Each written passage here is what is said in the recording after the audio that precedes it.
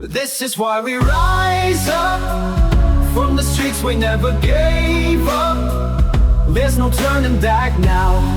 Every obstacle we'll face down.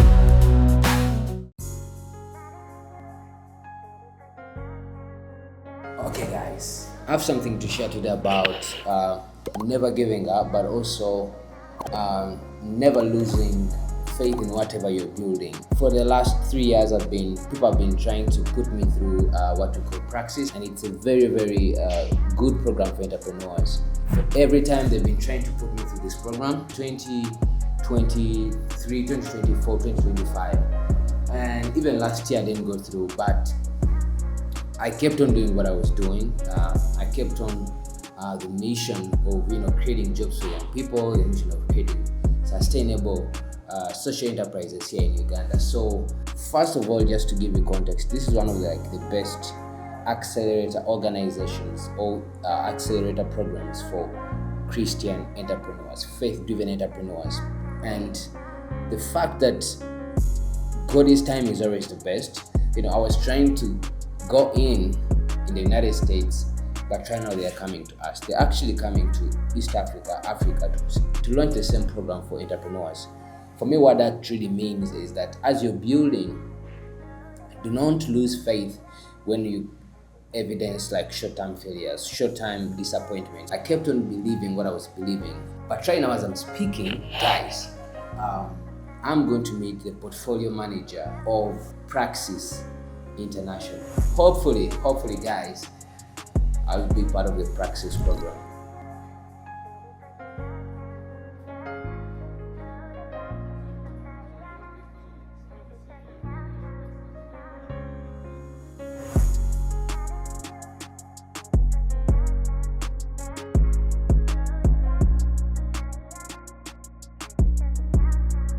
We're connecting with young people that have grown up in the slums, been born and raised in the slums, and they're the ones that we are actually working with. And why are you doing all this? I'm doing all of this because there is a young person in the slums right now that is stuck. They don't have a vision for their life. They've been told nothing can be done, but God has a plan for them. And God brought me from that space when I was just 13 years. And I'm trying to do it for many young people who are living in the same dark space, but yet God has called them to be great. God has a gift that He's given them that they can actually unlock. I really want to thank God that His time is always the best. You can push and push, but as you're pushing, do not lose faith that God is not working. Somehow, He's doing something in your favor. Next step would be starting some type of conversation around it.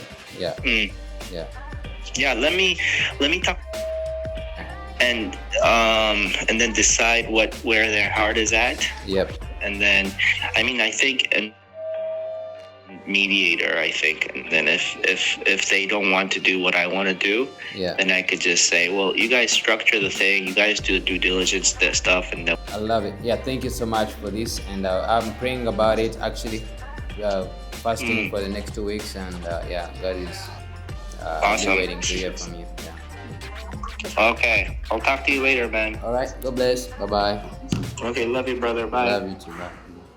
Man, investor conversations are just crazy, man.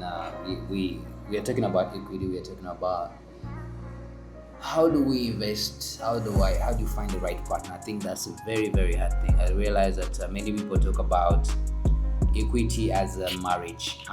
You're actually getting married to these people, and so it's an interesting stage of Era 92 where we have a few people interested in what you're doing and they would like to invest with us. But you gotta be careful on whom do you allow into the business, and that's where the prayer has to come in. Pray for the right partnership, pray for the right people. But I think it's our next stage. I'm excited about it, and yep.